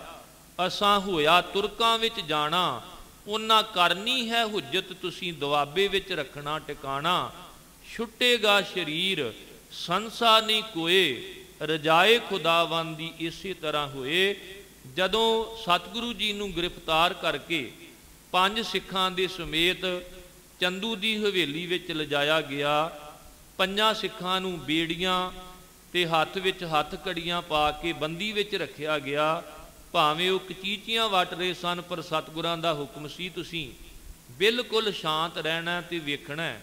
ਅਸੀਂ ਪੂਰਨੇ ਪਾਉਣੇ ਨੇ ਤੇ 9ਵੇਂ ਜਾਮੇ ਵਿੱਚ ਫਿਰ ਪਹਿਲ ਦਿਆਂਗੇ ਸਿੱਖਾਂ ਨੂੰ, ਪਰ ਹੁਣ ਤੁਸੀਂ ਬੋਲਣਾ ਕੁਝ ਨਹੀਂ, ਹੁਣ ਤੁਸੀਂ ਕੇਵਲ ਵੇਖਣਾ ਹੈ। ਧੰਨ ਗੁਰੂ ਅਰਜਨ ਦੇਵ ਮਹਾਰਾਜ ਨੂੰ ਤੱਤੀ ਤਵੀ ਤੇ ਬਿਠਾਇਆ ਗਿਆ। ਸੀਸ ਵਿੱਚ ਰੇਤਾ ਪਾਈ ਗਈ, ਦੇਗ ਵਿੱਚ ਉਬਾਲਿਆ ਗਿਆ। ਚੰਦੂ ਇੰਨਾ ਅੰਦਰੋਂ ਕ੍ਰੋਧਿਤ ਸੀ ਕਿ ਉਹਦਾ ਯਤਨ ਸੀ ਕਿ ਜੇ ਕਿਤੇ ਅੱਗ ਦਾ ਗੋਲਾ ਸੂਰਜ ਮੇਰੇ ਹੱਥ ਲੱਗ ਜੇ ਤੇ ਮੈਂ ਇਹਦੀ ਰੇਤ ਪੀ ਕੇ ਗੁਰੂ ਅਰਜਨ ਦੇਵ ਜੀ ਦੇ ਸੀਸ ਵਿੱਚ ਪਾਵਾਂ। ਕਿਸੇ ਕਵੀ ਨੇ ਬੜਾ ਸੁੰਦਰ ਲਿਖਿਆ, ਚੰਦੂ ਚੰਦਰਾ ਚੰਦ ਚੜਾਉਣ ਲੱਗਾ ਕਹਿਣ ਕੇ ਲੋ ਤਪਾਓ ਛੇਤੀ। ਓਏ ਲਾ ਕੇ ਸੂਰਜ ਤੇ ਪੀਸ ਕੇ ਰੇਤ ਇਸ ਦੀ ਗੁਰੂ ਅਰਜਨ ਦੇ ਸੀਸ ਵਿੱਚ ਪਾਓ ਛੇਤੀ। ਸਤਿਗੁਰ ਆਏ ਤੇ ਵੇਖ ਕੇ ਕਹਿਣ ਲੱਗੇ, ਲੋ ਤਾਉਣ ਦਾ ਤੈਨੂੰ ਢੰਗ ਕੋਈ ਨਾ, ਜਿਹੜਾ ਰੰਗ ਸ਼ਹਾਦਤ ਅੱਜ ਮੰਗਦੀ ਸੀ, ਤੱਤੀ ਤਵੀ ਤੇ ਦਿਸਦਾ ਰੰਗ ਕੋਈ ਨਾ। ਕਦੇ ਭਗਤ ਕਬੀਰ ਸਾਹਿਬ ਨੇ ਕਿਹਾ ਸੀ ਵੀ ਮਨ ਨਾ ਡਿੱਗੈ ਤਨ ਕਾਹੇ ਕੋ ਡਰਾਏ। ਸਿਕੰਦਰ ਭਾਵੇਂ ਜਿੰਨਾ ਮਰਜੀ ਜ਼ੁਲਮ ਕਰਨਾ ਚਾਹੁੰਦਾ ਸੀ, ਪਰ ਭਗਤ ਕਬੀਰ ਸਾਹਿਬ ਕਹਿਣ ਲੱਗੇ ਜੇ ਮਨ ਨਹੀਂ ਡਿੱਗਾ ਤੇ ਤਨ ਦੇ ਉੱਤੇ ਜਿੰਨੇ ਮਰਜੀ ਤੂੰ ਤਸ਼ੱਦਦ ਕਰ, ਜਿੰਨੇ ਮਰਜੀ ਕਸ਼ਟ ਦੇ। ਧੰਨ ਗੁਰੂ ਅਰਜਨ ਦੇਵ ਮਹਾਰਾਜ ਜਿਹੜੇ ਰੱਬ ਦੇ ਰੰਗ ਵਿੱਚ ਰੰਗੇ ਸਨ, ਜਾਕੋ ਹਰ ਰੰਗ ਲਾਗੋ ਇਹ ਜੁਗ ਮੈਂ ਸੋ ਕਈਤ ਹੈ ਸੂਰਾ। ਕਹਿਣ ਲੱਗੇ ਚੰਦੂ ਤੂੰ ਆਪ ਤੇ ਨਿਕੰਮਾ ਹੈ ਹੀ, ਤੇਰਾ ਉਸਤਾਦ ਵੀ ਨਿਕੰਮਾ। ਅੱਜ ਇਸ ਸ਼ਹਾਦਤ ਗਾਹ, ਇਸ ਕਤਲ ਗਾਹ ਵਿੱਚ ਜਿਹੜਾ ਰੰਗ ਤੱਤੀ ਤਵੀ ਤੇ ਚਾਹੀਦਾ ਸੀ ਉਹ ਤੂੰ ਨਹੀਂ ਬਣਾ ਸਕਿਆ। ਜਹਾਂਗੀਰ ਦਾ ਹੁਕਮ ਸੀ ਕਿ ਗੁਰੂ ਅਰਜਨ ਦੇਵ ਮਹਾਰਾਜ ਦੇ ਸਰੀਰ ਤੇ ਕੋਈ ਝਰੀਟ ਨਹੀਂ ਆਉਣੀ ਚਾਹੀਦੀ, ਕੋਈ ਤੇਜ਼ ਹਥਿਆਰ ਨਾਲ ਵਾਰ ਨਹੀਂ ਕਰਨਾ। ਇੱਕੋ ਹੀ ਗੱਲ ਕਹੀ ਵੀ ਅੱਗ ਤੇ ਪਾਣੀ ਦੀ ਸਜ਼ਾ ਨਾਲ ਸ਼ਹੀਦ ਕਰਨਾ। ਇਹੀ ਕਾਰਨ ਕਿ ਅਨੇਕਾਂ ਤਸੀਹੇ ਦਿੱਤੇ ਗਏ ਚੰਦੂ ਵੱਲੋਂ। ਮੁਰਤਜ਼ਾ ਖਾਂ ਵੀ ਆ ਕੇ ਕਟਾਸ਼ ਕਰਨ ਲੱਗਾ, ਕਹਿਣ ਲੱਗਾ ਤੁਸੀਂ ਤੇ ਕਹਿੰਦੇ ਸੀ ਗੁਰੂ ਨਾਨਕ ਸਾਹਿਬ ਦੇ ਘਰ ਦਾ ਸੱਚ ਬੜਾ ਬੁਲੰਦ ਹੈ, ਤੇ ਅੱਜ ਇੰਜ ਨਹੀਂ ਲੱਗਦਾ ਜਿਵੇਂ ਅਸੀਂ ਕੈਦ ਕਰ ਲਿਆ ਹੋਵੇ। ਅੱਗ ਦੀਆਂ ਲਪਟਾਂ ਵਿੱਚ ਤੁਹਾਡੀ ਸੱਚ ਦੀ ਆਵਾਜ਼ ਖਾਮੋਸ਼ ਹੋ ਰਹੀ ਹੋਵੇ। ਚੰਦੂ ਦੀਆਂ ਉੱਚੀਆਂ ਹਵੇਲੀਆਂ ਵਿੱਚ ਜਿਵੇਂ ਅਸੀਂ ਤੁਹਾਡੇ ਸੱਚ ਨੂੰ ਕੈਦ ਕਰ ਲਿਆ ਹੋਵੇ। ਗੁਰੂ ਅਰਜਨ ਦੇਵ ਮਹਾਰਾਜ ਕਹਿਣ ਲੱਗੇ ਇਹ ਭੁਲੇਖਾ ਹੈ, ਤੁਸੀਂ ਸਚਿਆਰ ਨੂੰ ਕੈਦ ਕੀਤਾ, ਪਰ ਸੱਚ ਕੈਦ ਨਹੀਂ ਹੋ ਸਕਦਾ। ਜਿਵੇਂ ਜਿਵੇਂ ਤੁਸੀਂ ਥੱਲੇ ਅੱਗ ਬਾਲਣੀ ਹੈ, ਸਾਡੀ ਲਹੂ ਮਿੱਝ ਚਰਬੀ ਢਲ ਕੇ ਉਹਦਾ ਫੁਲਾਦ ਬਣ ਬਣ ਕੇ ਗੁਰੂ ਹਰਗੋਬਿੰਦ ਸਾਹਿਬ ਦੀਆਂ ਮੀਰੀ ਪੀਰੀ ਦੀਆਂ ਤਲਵਾਰਾਂ ਬਣੀ ਜਾਣੀਆਂ ਨੇ। ਸਾਡੀ ਸ਼ਾਂਤਮਈ ਢੰਗ ਦੀ ਸ਼ਹਾਦਤ ਤੋਂ ਬਾਅਦ ਬੜੀ ਵੱਡੀ ਕ੍ਰਾਂਤੀ, ਬੜਾ ਵੱਡਾ ਇਨਕਲਾਬ ਆਉਣਾ ਹੈ।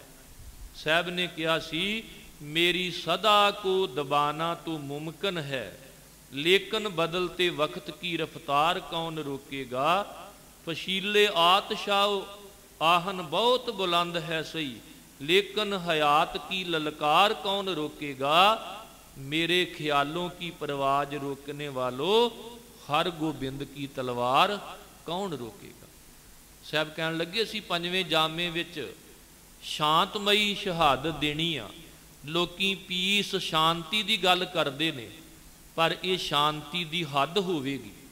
पर इस तो बाद जिहड़ा छेवां जामा, ਜਿਹੜਾ ਇਸ ਸ਼ਾਂਤੀ ਤੋਂ ਬਾਅਦ ਇਨਕਲਾਬ ਆਉਣਾ ਹੈ, ਛੇਵੇਂ ਜਾਮੇ ਵਿੱਚ ਅਸੀਂ ਦੱਸਾਂਗੇ ਵੀ ਜੇ ਅਸੀਂ ਪੰਜਵੇਂ ਜਾਮੇ ਵਿੱਚ ਸ਼ਾਂਤੀ ਦੀ ਹੱਦ ਵਿਖਾਈ ਹੈ ਤੇ ਇਸ ਸ਼ਾਂਤੀ ਨੂੰ ਕੋਈ ਕਮਜ਼ੋਰੀ, ਕਾਇਰਤਾ ਜਾਂ ਬੁਝਦਿਲੀ ਨਾ ਸਮਝੇ, ਫਿਰ ਛੇਵੇਂ ਜਾਮੇ ਵਿੱਚ ਬਹਾਦਰੀ ਦੀ ਹੱਦ ਵਿਖਾਵਾਂਗੇ। ਤੁਹਾਡਾ ਕੋਈ ਜਰਨੈਲ, ਕੋਈ ਬਾਦਸ਼ਾਹ ਸਾਡੇ ਅੱਗੇ ਨਹੀਂ ਟਿਕ ਸਕੇਗਾ। यही कारण कि गुरु हरगोबिंद साहब महाराज दे अगे मुगलस खां, अब्दुल्ला खां, लला बेग, काबली बेग, काले खां, पैंदे खां, अनवर खां, उस्मान खान, भावें सैना 7,000, 15,000, 35,000 जां 75,000 चढ़ के आई, तवारी कहती कि एक भी जरनैल गुरु हरगोबिंद साहब ने जिउंदा वापस नहीं जाना। उन्हां दे मूँह भन्न के रख दिते भी तुसीं किन्ने क पानी विच हो। मुगलस खां कहन लगा भी तुसीं एवें सिखां नूं शहीद करवा रहे हो। इधर मुगल शहीद उन्हां दे मुताबक, भावें आपां कहांगे भी वो मर रहे, पर उन्हां दे मुताबक वो शहीद ने। मुगलस खां ने गुरु हरगोबिंद साहब नूं मगारिया, आमो सामना युद्ध लड़ीए। सतगुरु कहन लगे तेरी हसरत बाकी ना रवे, पहला वार तूं कर। जदों वार कीता ते वार खाली गया। गुरु हरगोबिंद साहब ने फिर इवें तलवार चलाई कि एक पासे तो दूजे पासे नूं चीरदी होई इवें मुगलस खां दे विचों दी लंघ गई, जिवें साबण दे विच तार फिरदी है। अमृतसर दी धरती ते लोहगढ़ दा युद्ध होया, जिथे सतगुरां लक्कड़ दी तोप वरती सी। पत्थर दे गोले भर भर के उस तोप दे विच चलाए सन ते मुगलस खां नूं इवें चीर के रख दिता जिवें साबण विच तार फिरदी है। जहांगीर हैरान सी कि गुरु हरगोबिंद साहब महाराज ने शेर का मुकाबला किया, क्योंकि सतगुरु गुरु हरगोबिंद साहब महाराज दस रहे सन कि हुण असी बहादरी की हद विखाउणी है। ते जदों गुरु अर्जन देव महाराज नूं शहीद किया जा रहा सी, साईं मियाँ मीर भी उत्थे हाजिर होए।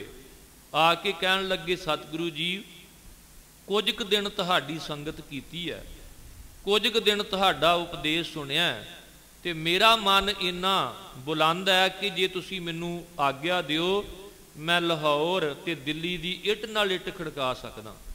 ते सतगुरु मुस्कुरा के कहन लगे साईं जी, की असी ये नहीं कर सकते। कहन लगे असी जो कुछ करन लई इत्थे आए हाँ, उस तो बाद बड़ा वड्डा इनकलाब आउणा है।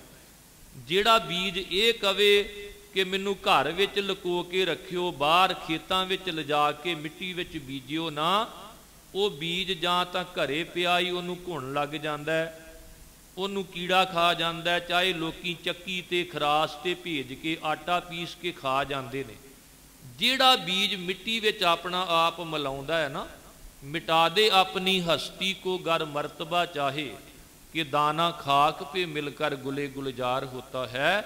साहब कहंदे असी बीज मात्र शहादत देन लगे हाँ, वेखियो इनू किन्ना फल लगना है।